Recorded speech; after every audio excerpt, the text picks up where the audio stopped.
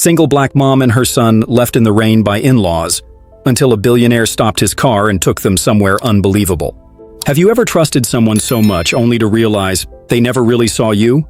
I'm talking about the kind of trust where you put your heart in somebody's hands, your future, your pride, your whole being, and you believe they'll protect it like it's their own, where you show up for people time and time again, even when you're tired, even when you've got nothing left to give. And then one day, you're standing in the rain, holding your child, your world unraveling right there on the sidewalk, and the only thing you hear is the sound of their car doors locking as they drive away like you never existed. I gave them everything, my time, my love, my loyalty, and when I needed them most, they left me standing in the pouring rain like I didn't matter. And the worst part? My little boy saw it all. He saw how they treated me. He saw how they turned their backs. And I couldn't protect him from that truth. I couldn't explain it away. All I could do was hold him tighter and pretend I still had strength in me. So let me ask you something real. What would you have done if it were you? Would you have begged? Swallowed your pride? Fought for a place at a table that was never meant for you? Or would you have walked away, even if it meant walking through the storm with nothing but your dignity left? Because this story, it's not just about pain. It's about the kind of strength you don't even know you have until the world leaves you no choice. It's about betrayal so deep it makes you question your worth, and a twist so unexpected it'll remind you that even in your darkest hour, someone just might be watching. If you're still here, I know you feel this. So before we go any further, do me a favor. Let me know where you're watching from. Drop a 1 in the comments if you love stories that speak truth, pain, and resilience, and a 0 if this ain't for you, so I can tell better ones next time. And if you haven't yet, subscribe to Mr. Alex Stories, where we don't just tell stories, we tell our stories. The ones that hurt, the ones that heal, and the ones that remind us we're not alone. Now take a breath, because what happened next changed everything. Life wasn't perfect, but we were surviving. Just me and my son, Micah.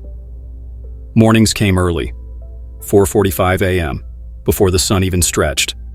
I'd wake up, sometimes still wearing yesterday's clothes, heat a pot of water to warm the bathroom since the central heat barely touched that side of the apartment.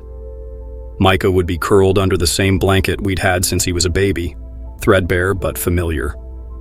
I'd press my lips to his forehead before dragging myself into the day. Single mom life ain't no badge you choose to wear. It's something you carry, in your bones, your feet, your spine. It's in the stretch of $1, the timing of a bus transfer, the way you plan dinner based on what's about to expire. But I didn't complain, not out loud at least, because for all we lacked in money, we made up for in love. Micah was my everything, my reason, my breath. That boy never asked for much, just my attention, my time, and on rare days, a McChicken if I had a little extra. And no matter how tired I was, I always made time to read to him, even when my voice cracked, even when I couldn't keep my eyes open, because I needed him to know he was seen, that he mattered, even if the world didn't treat us like we did. And then there was them, the family I married into. I didn't marry money. I married a man I thought was different, kind, educated, soft-spoken. He didn't look down on me for where I came from. At least, not in the beginning. But when he introduced me to his people, I felt it. That shift. That tension. They were what people call old money. Quiet, inherited wealth that sat like perfume in the air. Subtle, but strong. They didn't flaunt it. They didn't have to. You could see it in their posture, their silence, their lack of struggle. Everything about them said, "We've always had enough." And then there was me, raised by a grandmother who cleaned houses and still left love notes in my lunchbox. I didn't come from silverware sets and baby grand pianos. I came from casseroles that stretched for days and creaky screen doors that sang every time the wind blew. From day one, I knew I didn't belong. They never said the words, never called me ghetto or uneducated, but it was in the way they smiled too politely when I spoke. The way they'd always offer to help me pick out Micah's clothes before a family gathering, like the clothes I chose weren't good enough. The way they always asked about my people with a tone that felt like curiosity dressed in judgment. I told myself to ignore it. Told myself they'd come around. Because when you love somebody, you want to believe the best, even when your gut is screaming something else. I went to every family brunch, sat through their dry conversations about stocks and overseas travel, even though I couldn't afford a passport. I learned how to pronounce hors d'oeuvres I couldn't afford, laughed at jokes I didn't understand, and kept my braids neat and tucked so no one could say I looked unprofessional. And I did it all for peace. For Micah. So he could have what I never had. Stability, structure, legacy. But no matter how many smiles I faked, or how small I made myself, I never truly fit. I was a guest in a home I was supposed to be building with them. I was tolerated, never embraced. Still, I stayed. Because love, real love, is supposed to conquer that, right? And maybe deep down, I thought I could earn their approval if I was just good enough, kind enough, quiet enough, useful enough. But that's the thing about trying to earn love in spaces that only want your silence. You will exhaust yourself trying to make peace in a war you didn't start, and eventually it catches up to you. It was slow at first. The way my husband started deferring to his mother more than me. The way family decisions were made without me in the room. The way Micah's birthday party was planned before I was even asked. At first, I let it slide. I didn't want to be that wife, the bitter one, the ungrateful one. But I felt myself shrinking. Every day, a little bit smaller. Until one day, I looked in the mirror and didn't recognize the woman staring back. She was tired, worn, smiling on the outside but grieving on the inside. And still, I held it together. I showed up to church with a fresh press, played nice at the dinners, made sure Micah always looked presentable in front of his grandparents. Because I believed with everything in me that if I just held on, if I just kept loving hard enough, they'd see me. They'd finally see me. But the truth is, some folks will only love what you represent, not who you are. And I was about to find that out in the most humiliating, heartbreaking way when the rain came down and they walked away. The day my husband passed, everything changed. It was sudden, heart attack, no warning. One minute he was there, brushing Micah's hair back before school, asking if I wanted anything from the gas station. And the next, he was gone. Just gone. I don't remember the days that followed, not really. They say grief moves in stages, but for me, it just settled like fog. Heavy, constant, thick around my chest. I moved through it with numb hands and dry eyes, because I had a child to care for and no space to break. Micah asked me once, 2 days after the funeral, "Mama, is Daddy still here?" I wanted to tell him yes, that he'd always be with us, watching over us. But I couldn't lie. Not to him. All I could do was hold him tighter and whisper, "We're gonna be okay, baby." But I didn't know if that was true. Now here's the part that stings. You'd think death would bring people together. That maybe, just for a moment, grief could soften hearts. But that wasn't the case with his family. They weren't broken. They were composed. Cold even. Like they were mourning the idea of him, but not the life he built with me.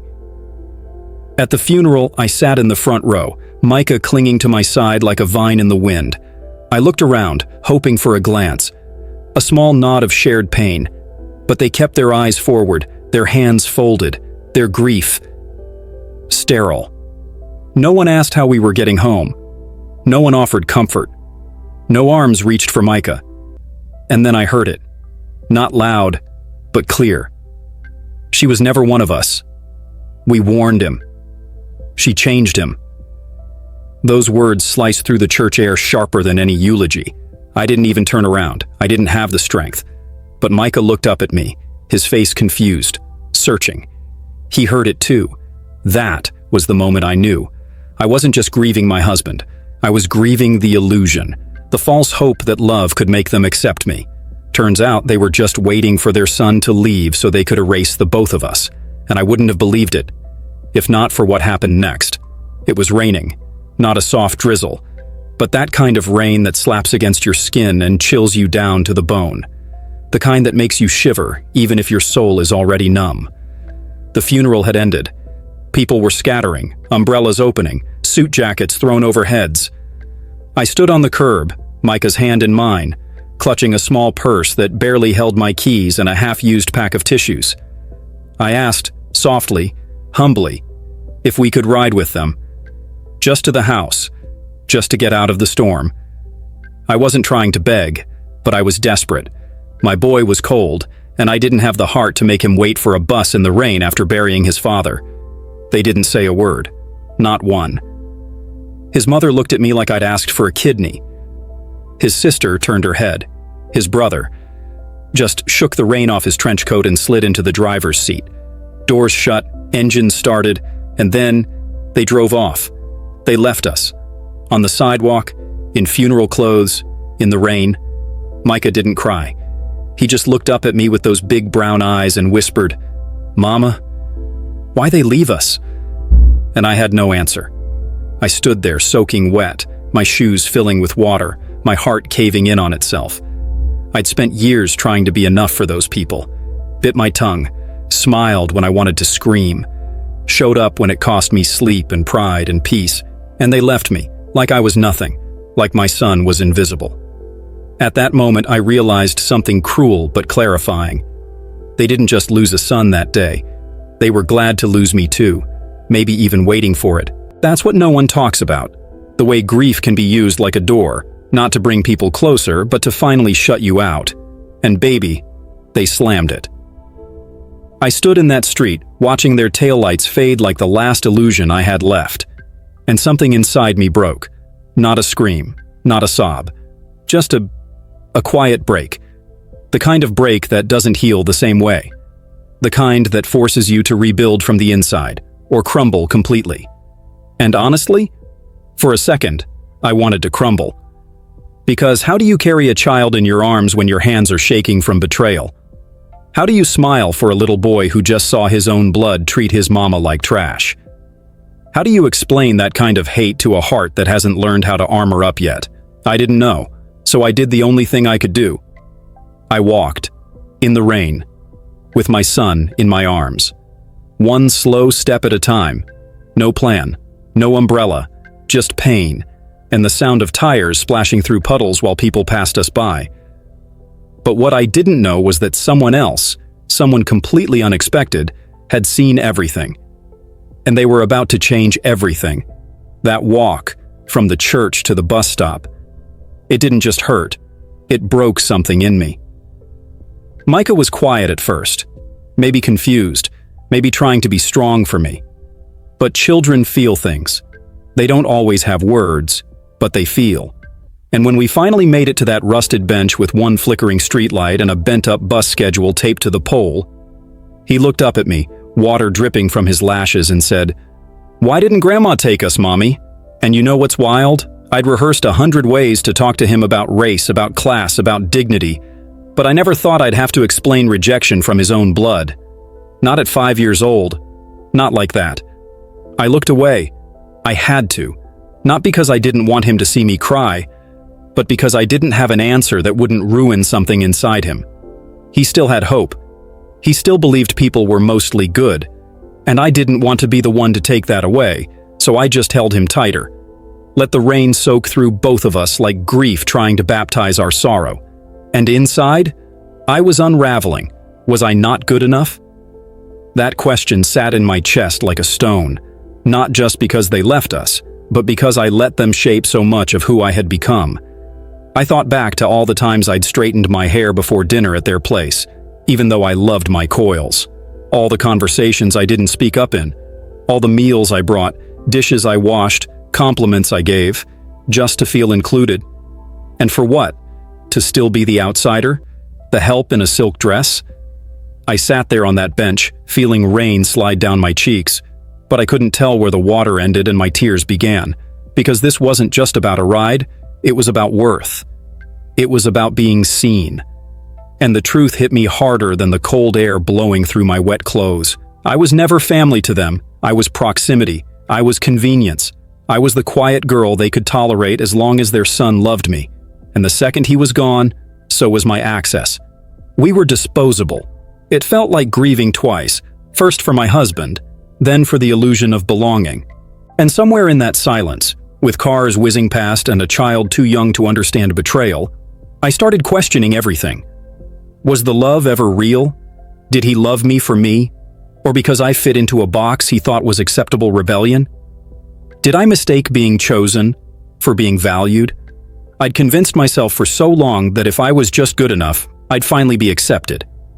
But that's the thing about begging for scraps at someone else's table. You start believing you don't deserve a whole meal.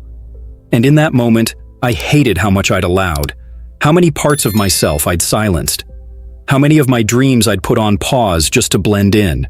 I used to want to be seen. Now, I just wanted to be real, whatever that meant. The bus never came. I sat there long enough to realize the schedule was outdated. Figures. Micah had fallen asleep in my lap, rain-soaked and shivering, and I wrapped my coat around him even though it was barely warm, and that's when the silence got louder. Not outside, but inside me. That kind of silence where your own thoughts turn on you. Maybe I should have never married into that family. Maybe I was always reaching above my station. Maybe I deserved to be left behind. That last thought? That one shook me, because I realized I'd started to believe it, and that scared me more than anything else. I've always been a fighter. My mama used to say I was born screaming, came into this world with fists balled and lungs ready. But grief has a way of stealing the fight from you. And in that moment, I didn't feel like a fighter. I felt invisible. Like all the years I'd worked, all the love I'd given, all the dignity I held on to, didn't mean a thing. I looked down at my son, his little face resting against my chest, and felt this ache I can't explain. Because he didn't ask for any of this. He didn't deserve the silence, the rejection, the inheritance of being seen as less than. And I started to wonder, how do you raise a child to believe in himself when the world refuses to believe in you? How do you teach strength without passing down bitterness? How do you stay soft when the world only rewards those who harden? I don't have those answers, not even now.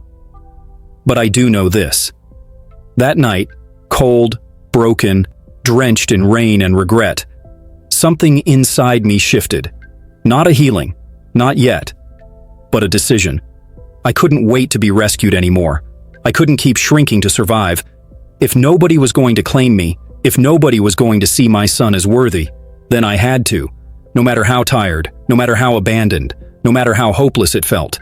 And just as I lifted my eyes to the dark sky, feeling more alone than I ever had, I heard a car slow down. Not speed past, not swerve around us. It slowed, and in a world that kept pushing me aside, that one act felt like a miracle. Then a car slowed down. Not just any car, black, sleek luxury. One of those that don't even make sound when it moves, just glides like it owns the ground beneath it. Windows tinted so dark I couldn't see a thing inside, until the passenger window eased down like it had all the time in the world. I froze. My grip on Micah tightened. I'd watched enough news, heard enough stories, to know not all that glitters is gold. But then I saw him. Older brother, late 50s maybe. Skin deep brown like worn mahogany, salt and pepper beard trimmed close, sharp navy suit, but not flashy, just intentional. He had the kind of presence that didn't ask for attention, but made the world pause anyway. His eyes didn't flinch when they landed on me. Didn't scan me up and down like I was something to assess. Didn't look through me like I was furniture on the sidewalk. He saw me and asked, gentle but steady, "You all right, sis?" And I wanted to lie. Say I was fine. Say I was just waiting on the next bus, or my ride, or anything that didn't sound like I'd been abandoned in the rain by people who called themselves family. But I couldn't lie. Not tonight. Not while Micah's head rested in my lap, cold and damp, his little body still shaking from the betrayal he couldn't even fully understand. So I just nodded. Even though I wasn't all right. Even though my hands were trembling and my heart was cracked open like a window left too long in the storm.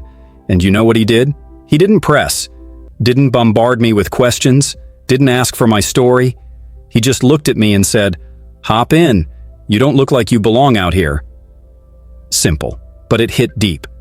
Because for once, someone wasn't trying to fix me. They were just trying to see me. Now, I won't lie. Everything in me hesitated. Every lesson my mama taught me about getting in cars with strangers. Every voice in my head whispering what ifs and be carefuls. But there was something about his voice. Something about the way he said sis. Like it meant something. Like he hadn't forgotten we were all we had out here. I looked down at Micah, then back at him, and before I knew it, I was opening the door.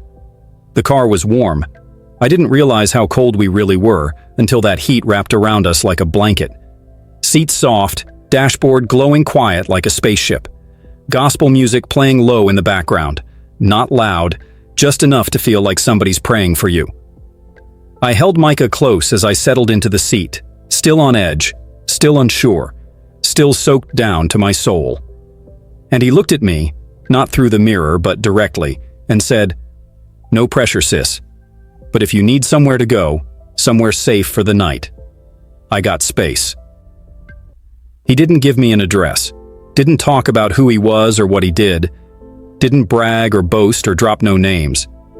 He just offered something I hadn't felt in weeks: relief. And I can't explain it. Not really. But it felt like God had reached down and said, "Not yet. You still got more to do." So I asked, "Why are you doing this?" He paused for a second, then said, "'Cause somebody did it for me. Back when I ain't have nothing. Back when I was the one walking in the rain, thinking nobody gave a damn if I lived or disappeared." That hit me so hard I had to turn my head. Because what he said wasn't just words, it was memory. It was weight. It was somebody who had felt what I was feeling and still chose kindness. Micah stirred a little, waking up, blinking slow as the heat reached his skin. And I watched his little face relax for the first time all day. That was the moment I let my shoulders drop. Just a little. We rode in silence for a while. Not the awkward kind, the healing kind. The kind where you don't have to fill the space because the energy already understands you. And then he turned into this long driveway, gated, wide, trees lined on both sides like arms opening. And at the end, a house. But not just a house. It looked like one of those places you only see in movies. Stone front, big windows. Lights glowing soft like they were waiting for somebody to come home. But what caught me wasn't the size or the wealth. It was the peace. You ever been somewhere that just felt right? Like the walls knew pain, but the floors still held hope? That's what it felt like. He parked, stepped out, opened the back door for me himself. No show, no pride, just respect. And for the first time in a long time, I stepped out of the car and didn't feel like a burden. He let us inside. Let me wash up. Brought Micah warm food and blankets without even asking. And that's when it hit me. This wasn't just generosity. This was healing. And not the kind that comes from money or grand gestures, but the kind that says, "I see you. You matter. You're not alone." Later that night, after Micah was finally asleep in a bed softer than any he'd laid in before, I sat in the guest room, lights dim, wrapped in a robe that wasn't mine, sipping tea I didn't ask for. And I broke, not from pain, but from relief, because after all the silence, the rejection, the judgment, someone had opened a door, not out of pity, but out of recognition. He never asked what happened at that church, never needed to know about the words whispered behind my back, or the cold looks from people who once smiled to my face. He didn't need my story to offer me dignity. And I realized something that night sitting in that borrowed room. Sometimes it ain't about being saved. It's about being seen. He saw a black woman in the rain with a child on her hip and chose compassion over convenience. And that's rare. That's holy. It reminded me, we ain't always gonna find family and blood. But sometimes, just sometimes, God will send a stranger with open hands and a quiet heart. And that's enough to keep going. He didn't take us to a shelter. He didn't drive us to some rundown motel off the side of the highway, where the beds still smelled like yesterday's desperation. He took us downtown, right into the belly of the city, past the places where I used to dream, where I'd press my face to the glass as a kid and wonder what life felt like on the other side of that glass. And when we pulled up, I remember looking up so high my neck started to ache. It was a high-rise, glass shining like it had just been cleaned for the Lord himself. Valet out front, lights glowing gold at the entrance, doorman nodding like he'd been trained not to blink. And in that moment, I honestly thought he was dropping something off. A package maybe, or checking in on a friend. Because regular people? We don't live in buildings like that. But he stepped out the car, calm, walked around, opened the door for me like I was somebody. Not a charity case, not a burden in borrowed clothes, like I belonged there. I hesitated. Not because I was scared, but because I couldn't wrap my mind around the fact that someone like me, fresh from being left in the rain like forgotten luggage, was now being welcomed into a place where the air itself smelled expensive. The elevator had no buttons, just a screen. He tapped his floor like he'd done it 1,000 times, and I held Micah close. Not just because I was protective, but because part of me didn't believe this was real. Was I dreaming? Was this one of those moments where your soul checks out just to protect itself from another heartbreak? We got to the top floor. Penthouse. Of course it was. The doors opened up, and my breath caught. It wasn't loud. It wasn't flashy. It was intentional. Every piece of furniture, every painting, every light fixture, it all told a story. But it wasn't the wealth that stunned me. It was the warmth. The way it felt like somebody's grandmother had whispered a prayer into the walls. Not a museum, not a showroom, but a home. A place that had seen things. I didn't know who this man really was until that night. Turns out, he wasn't just some kind stranger. He was somebody, a billionaire. CEO of a wellness company I'd heard about but could never afford. Widowed. No kids. And this is what made me lean in. He'd been raised by a single black mother, just like me. And when I sat across from him, robe still damp from the rain, a cup of tea in my hand that I didn't ask for but needed more than anything, he told me, "I know what it looks like when a woman's been tossed aside like she's nothing. My mom went through that too. But you? You're not nothing. You're the whole story." And something about those words, cracked open a dam in me. Because I'd spent so long trying to be small, to not rock the boat, to be polite, humble, grateful, for crumbs. I got so used to being tolerated that I forgot what it felt like to be cherished. And this man, this total stranger, saw in me something that people who shared blood with my son refused to see. Not just a mother, not just a widow, not just a girl trying to make it, but a story. A whole human story. With roots, with weight, with divinity. And I sat there, trying not to let my eyes betray me. But they did. The tears came quiet, soft, like they were scared to interrupt the moment. And for once, I didn't apologize. Didn't wipe them away fast like I usually do. Because those tears? They were sacred. They were for every time I swallowed my pain. Every night I rocked Micah to sleep while the world outside forgot we existed. Every moment I smiled when I wanted to scream. And for the first time in years, I felt seen. Not because he had money, not because he gave us a place to sleep, but because he gave me something I hadn't tasted in so long, validation. The kind that don't need explanation or proof. The kind that recognizes the storm in your bones and says, "You survived, and that matters."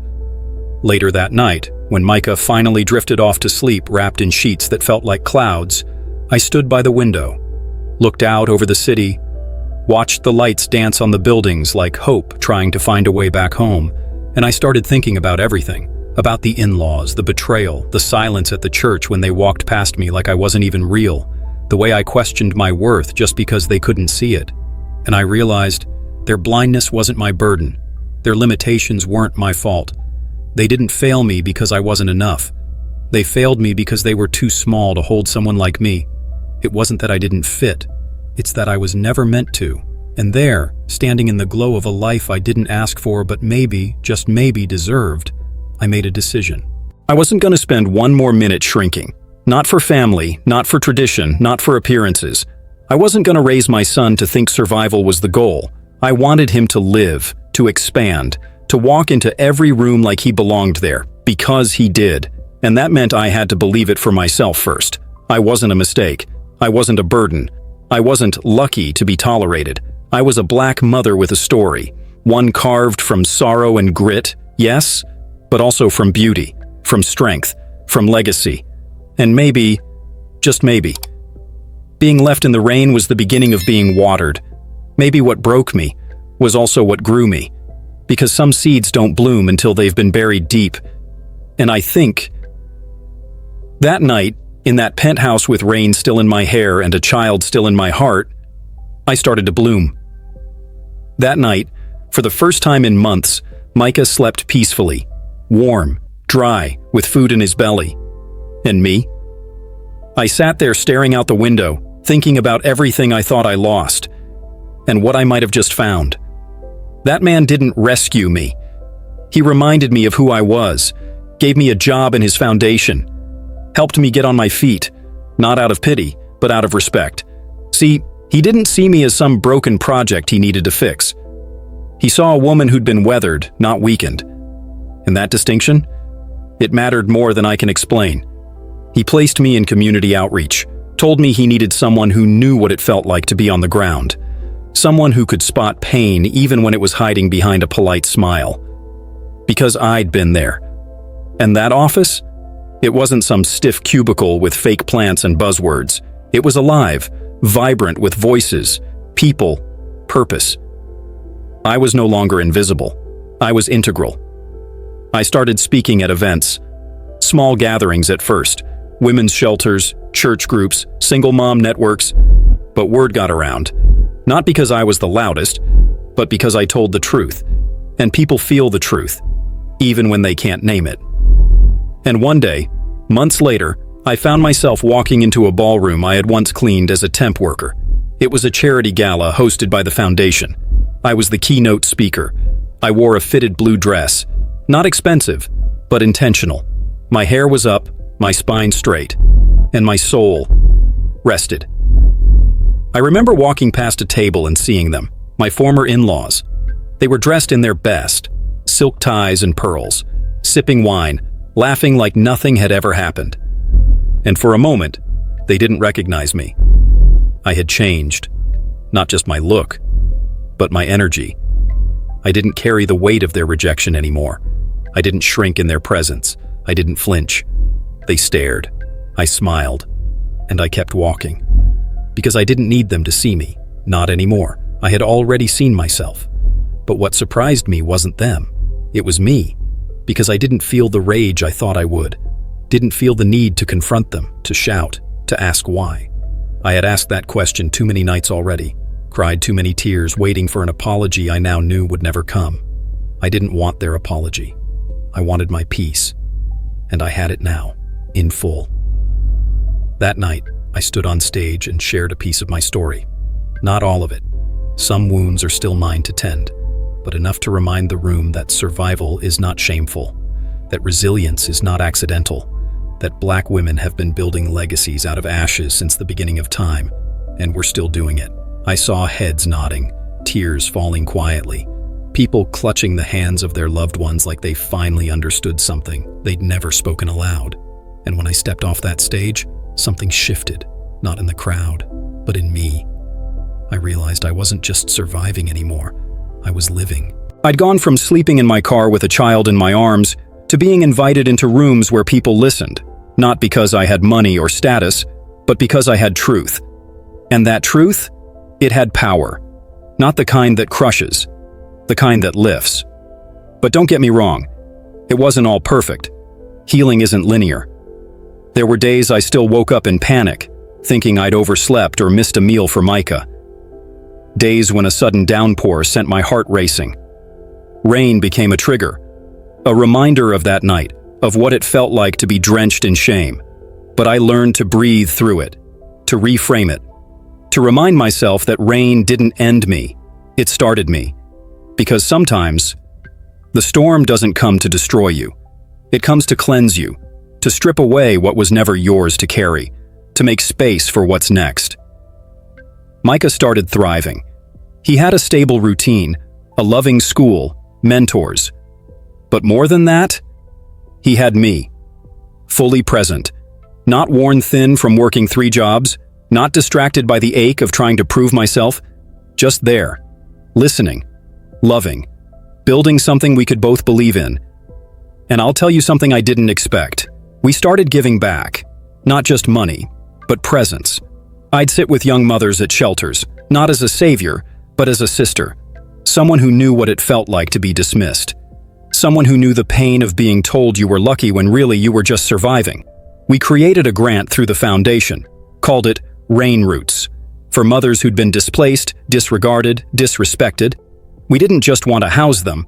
We wanted to restore them, and the applications poured in, not just from women in need, but from donors, volunteers, people who had no idea what our communities were facing, but now wanted to help. And every time I walked into that office, every time I signed a check or reviewed a proposal or hugged a mother who thought she'd been forgotten, I remembered that rainy night, not with bitterness, but with reverence, because that night didn't just change my life, it revealed it. And the billionaire? He never treated me like I owed him. He didn't hover or dictate. He trusted me to lead. He said something once I'll never forget. Sometimes the best thing you can do with power is pass the mic. And he did. And when he eventually stepped down and asked me to lead that branch of the foundation, I said yes. Not because I felt ready, but because I knew what it meant to be ready, even when the world tells you you're not. And when I got my own office, a corner one, glass windows, sunlight pouring in like it was looking for me, I hung a framed photo on the wall. Not of me, but of a black mother in the rain, holding her child, eyes tired but fierce. I don't know who painted it, found it at a street fair, but I saw myself in her, and I wanted every woman who came into that space to see her too. Because we are not statistics, we are not burdens, we are blueprints. And if all you've ever been told is that your struggle is your story, I'm here to tell you, your story is also your strength. You don't have to stay broken to prove you've survived. You can heal, you can rise, you can bloom. Some people will never see your worth until someone else does. And even then, they might still choose to look away. But maybe what broke me is also what saved me.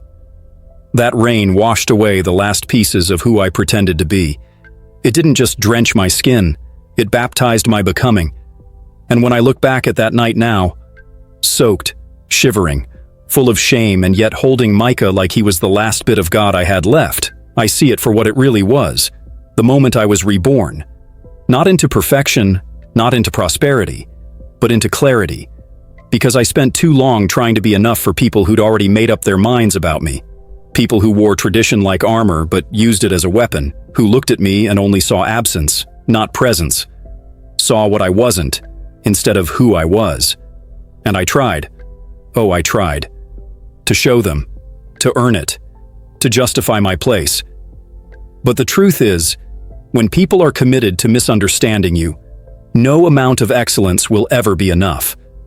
And so I had to ask myself, was I wrong for walking away from them?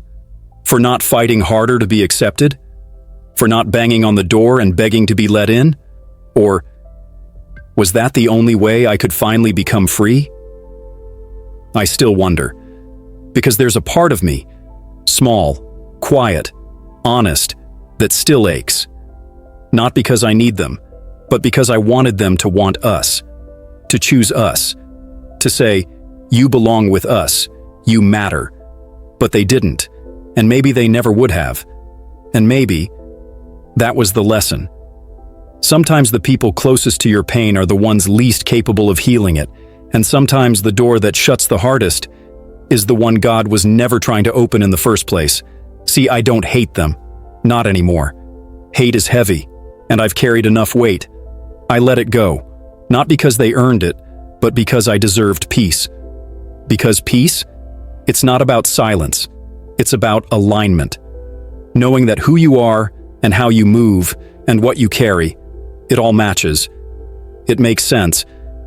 And now, when I look in the mirror, I don't see a victim. I don't see a girl who lost everything.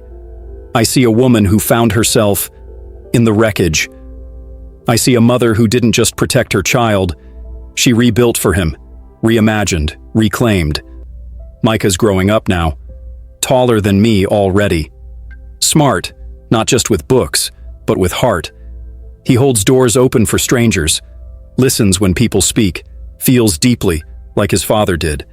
And he asked questions I'm still learning how to answer. One day he asked me, "Why don't we see Daddy's family anymore?" I paused, swallowed hard, and I told him the truth, the kind he could hold at his age. Sometimes people love you the only way they know how, and sometimes that love isn't safe. He didn't ask again, but he nodded, and I saw in his eyes that he understood more than he let on. And part of me still wonders, what kind of man would he have become if I had forced that connection? If I had stayed, tolerated, twisted myself into something pleasing just to maintain a relationship that came at the cost of my dignity? Would he learn to shrink? Would he learn to question his worth the way I once did? I couldn't let that be his inheritance, so I chose a different legacy, one built on truth, not convenience, one built on love, but not performance. And you know something? Every now and then I still walk past that old church, not to go in, just to stand outside and breathe, to remind myself of what I survived, to remember the girl who walked in hopeful and walked out humiliated. And sometimes, I wonder if they ever think about me, if they ever sit in those same pews and whisper about the girl who ran off with the baby, if they feel regret, if they see my name in the news now and pause, if they realize they didn't just lose a daughter-in-law, they lost a legacy. But I don't need their recognition. My son is my testimony. My healing is my revenge. My peace is my power. Because what they tried to bury, God planted, and I bloomed. So maybe I wasn't wrong to walk away. Maybe I was finally doing something right. Maybe the real question isn't whether they ever deserved me. Maybe it's this: would I still be me if I had stayed? That's the question I leave you with. Because there comes a moment in every life when survival is no longer the goal, when you stop begging for crumbs and start baking your own bread, when you stop knocking on closed doors and start building your own house. And when that moment comes, don't flinch, don't shrink, don't look back unless it's to remind yourself how far you've come. You're not selfish for choosing peace. You're not bitter for walking away. You're not too much for asking to be seen. You're just awake now. And awakenings? They come with a cost. But freedom is always worth the price. So tell me, what would you have done? Would you have stayed just to keep the peace? Would you have swallowed your voice just to wear a title? Or would you have walked away when finally become free? If you felt this story, if it touched something in you that maybe you don't always speak aloud, I want to hear from you. Leave a comment below. Tell me what part hit the hardest. Tell me what you would have done. Because somewhere out there, another woman is standing in the rain, holding her child, wondering if walking away means failure. And your voice might just remind her it means freedom. This is Mr. Alex Stories. Thank you for listening. Until next time, stay strong, stay seen, and never apologize for surviving.